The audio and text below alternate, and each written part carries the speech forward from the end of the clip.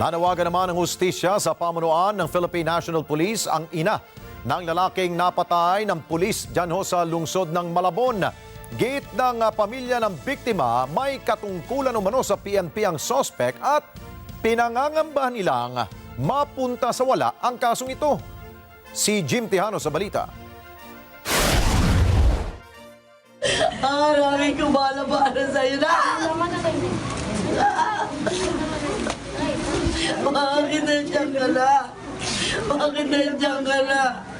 Lapis ang paghihinagpis ni Nanay Milagros dahil sa sinapit ng kanyang anak na si Alexis Gutierrez matapos barilin itong Miyerkules ng madaling araw sa mismong bahay sa Basilio Street, Barangay Acacia, Malabon City. Kaya yan, nagkaganyan yung anak ko. Nakulong ng walang kasalanan. Sinugod dito, hinuli. Ginawa ng kaso. Na-dismiss lahat yun, pero sira na pangalan ng anak ko. Ayon sa ina, naalimpungatan anya siya mag-aalas 3 ng madaling araw upang mag-CR. Pagbaba mula sa ikalawang palapag ng bahay, nakitaan niya ang sospek at nakuha pang bumati nito. Makalipas ang ilang minuto, nang gigisingin ito ang dalawang apo upang gumayak para pumasok, makailang ulit ng putok ng baril anya ang kanilang narinig.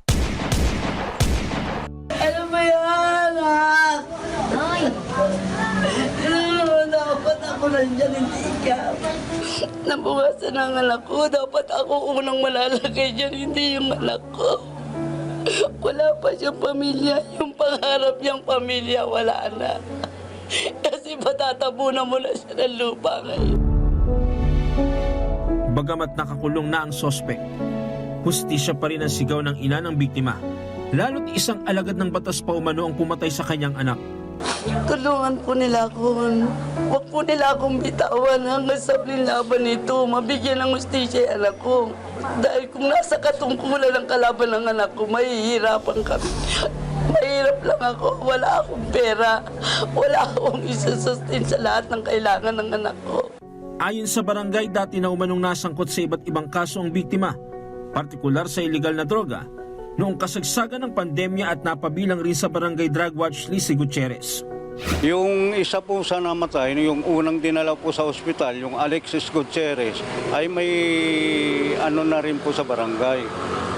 May mga record na rin at saka nakulong na rin po yun. Samantala, kinumpirma ng NPD-PIO na sinibak na sa pwesto ang hepe ng Malabon na si Police Colonel J.J. Baybayan. Pansamantalang papalitan ni Police Major Alfredo Agbuya Jr. ang nasibak na pulis. Si Agbuya Jr. ay dating Assistant Chief of Police for Administration ng Malabon Police Station. Jim Tejano, para sa mata ng Agila. Matatag, matapang, matapat. Maraming salamat sa inyo pong pagsubaybay sa Mata ng Agila Primetime.